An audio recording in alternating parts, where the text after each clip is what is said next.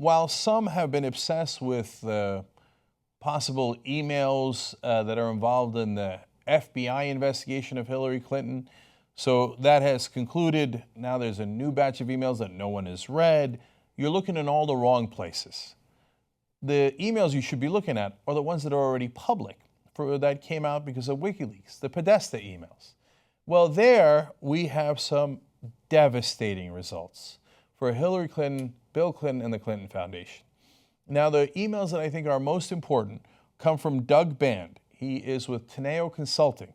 Now, this is the group that was basically the middleman for the Clinton Foundation, the Clinton Global Initiative, and this is very important, personal fees that Bill Clinton got for speaking, and giant amounts. Now, Teneo, that company, believe me, they got something for it, and you're going to see it in the emails as well. You're going to see what the Clintons got, and of course, what the donors got.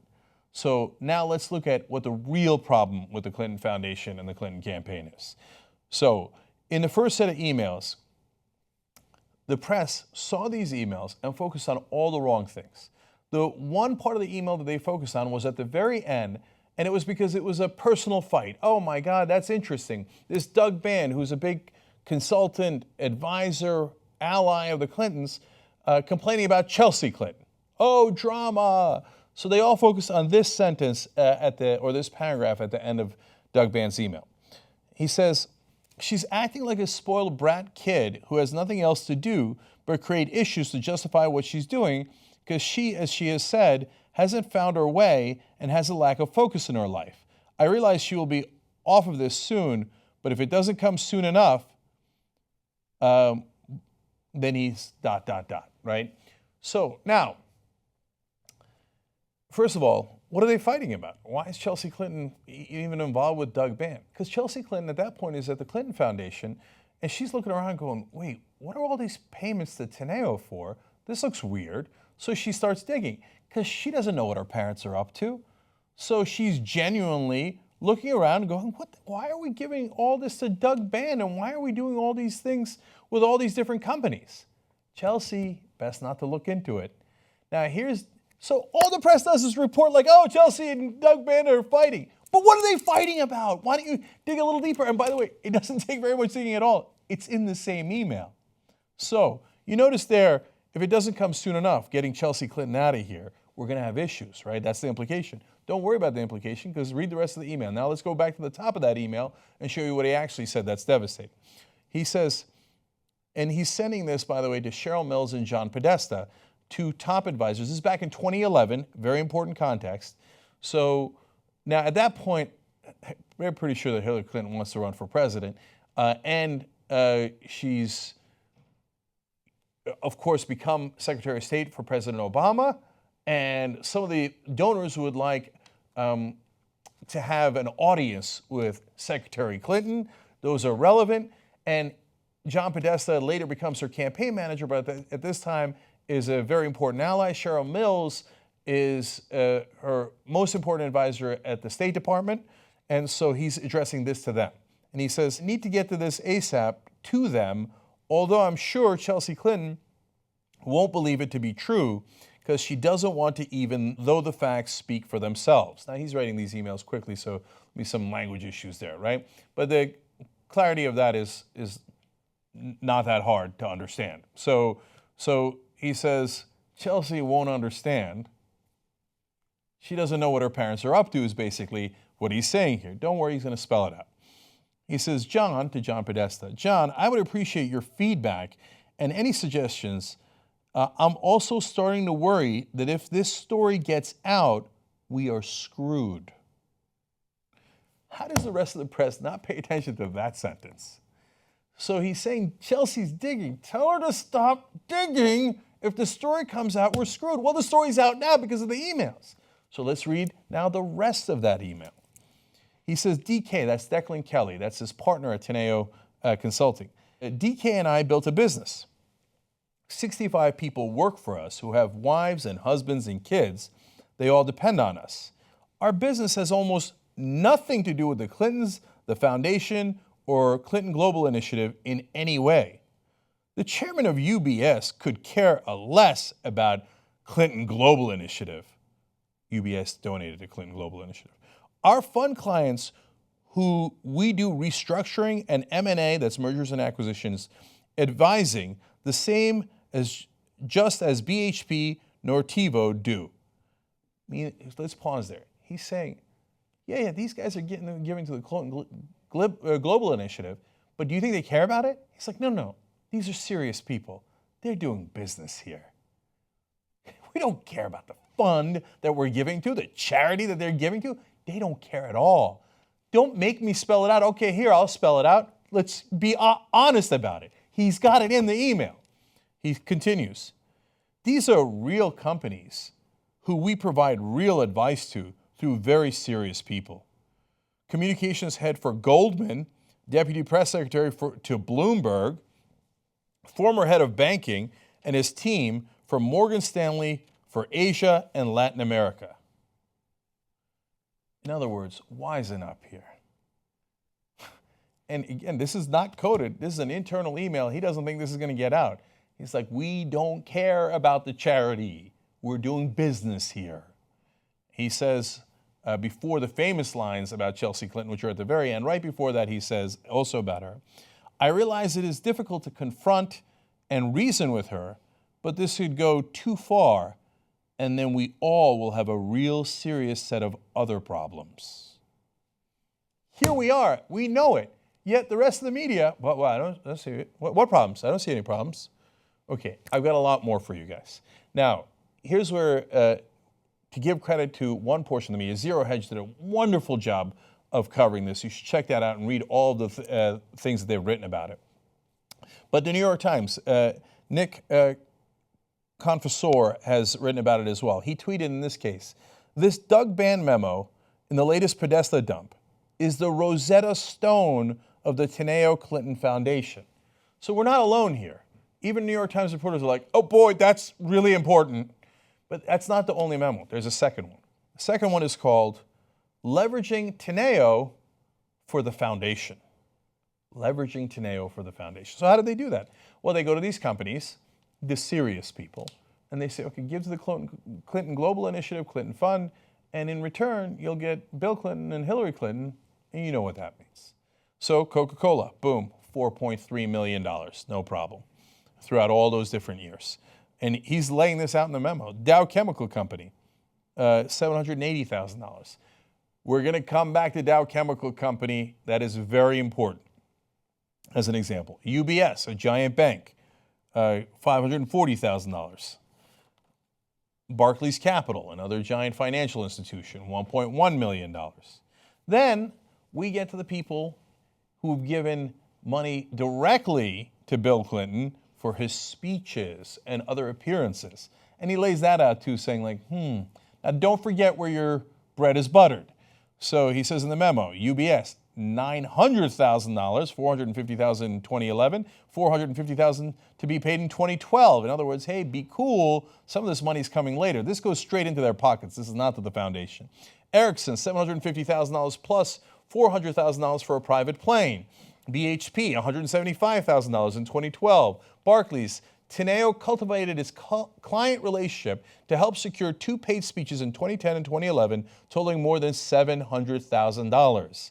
Now, the Clintons have been telling us all along, no, they just care about the wonderful speeches we're going to give them. Here are memos outlining, no, they don't. They care about the deals that they are going to make. And here is me outlining all the money you're getting and putting in your pocket and the money your charity and foundation are getting. And by the way, that's also where you staff all of your political backers. Your entire Clinton team is in the Clinton Foundation, ready to get activated if you should want to run for president later. Oh, right, you did. That's Hillary Clinton. So Doug Band goes on to explain more. He says, independent of our fundraising and decision-making activities on behalf of the foundation, we have dedicated ourselves to helping the president secure and engage in for-profit activities, including speeches, books, and advisory service engagements. So again, context is Chelsea Clinton digging here, going, hey, why are we paying these guys? He's like, this is why you're paying me, because I make money for you and you put it in your pocket. Let's not forget our arrangement.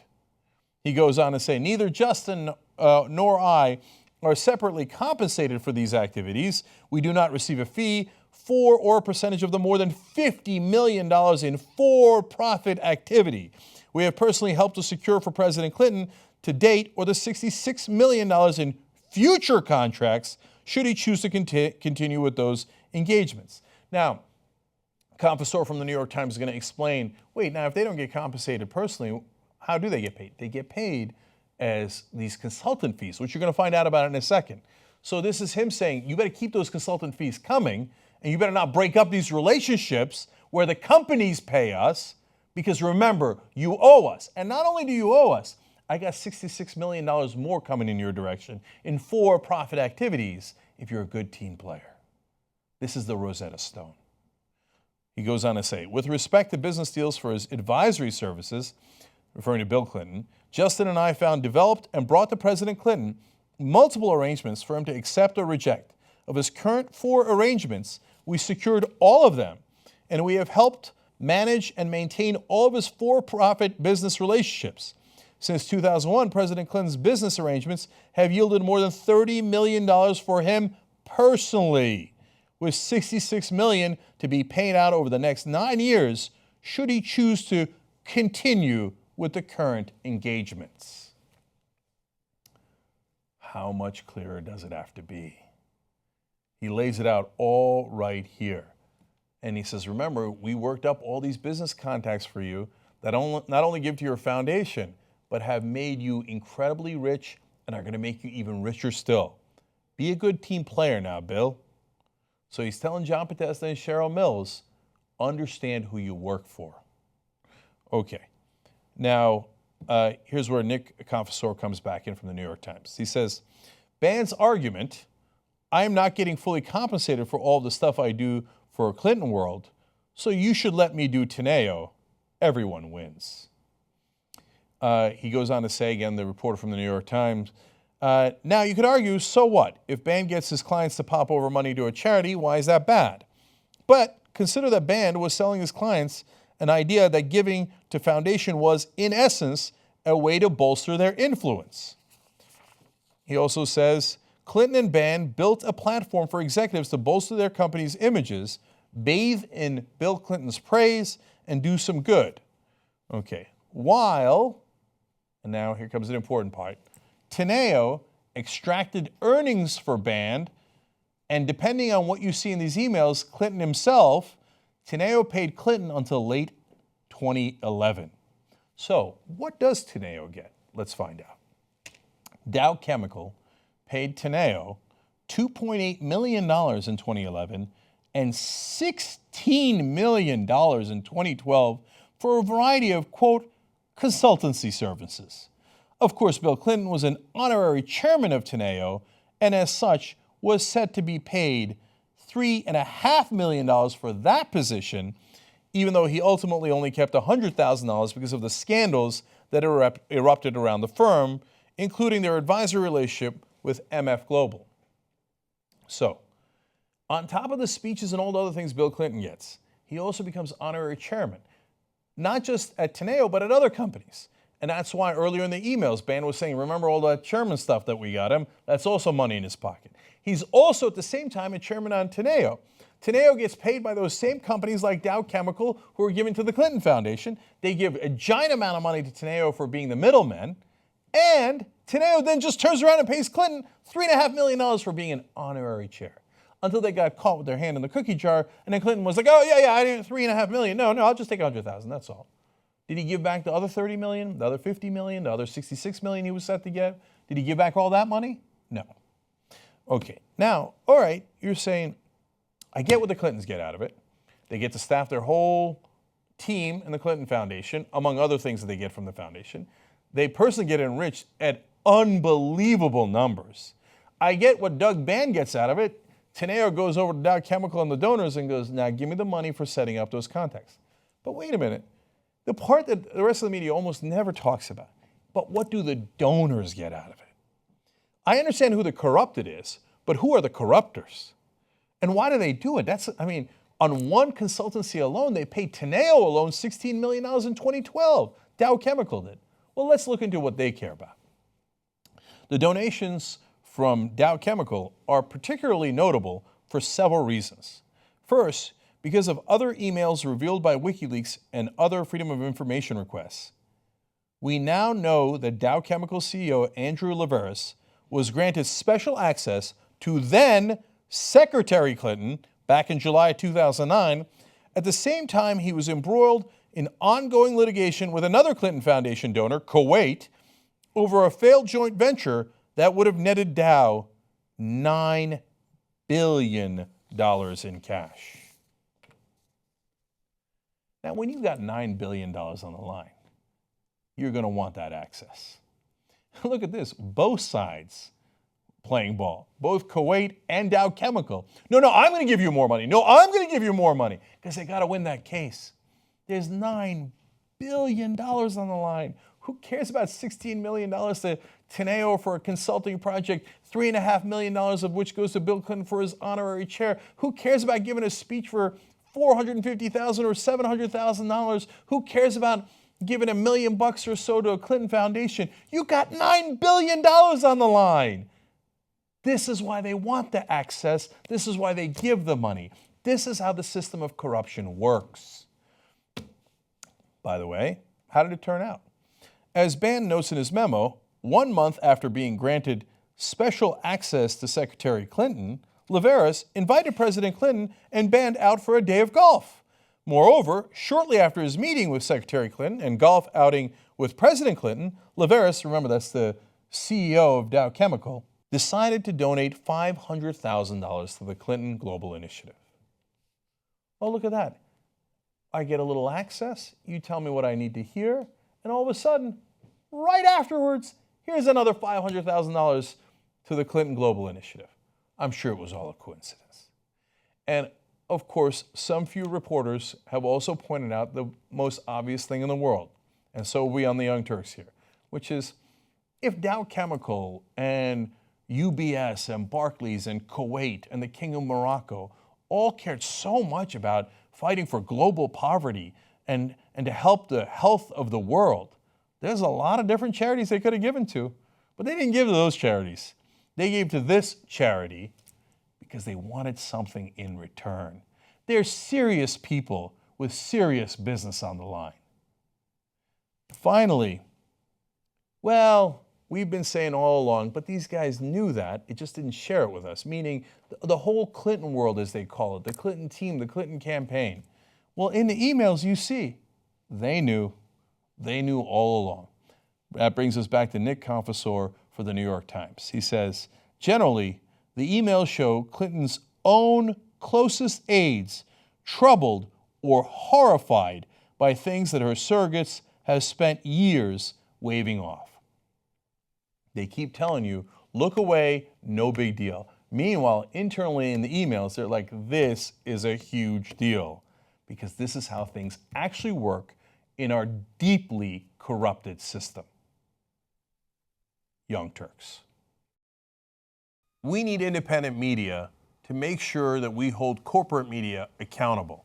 The people that can make that happen is you. You make the Young Turks possible. tytnetwork.com/join. Join us. Be the revolution.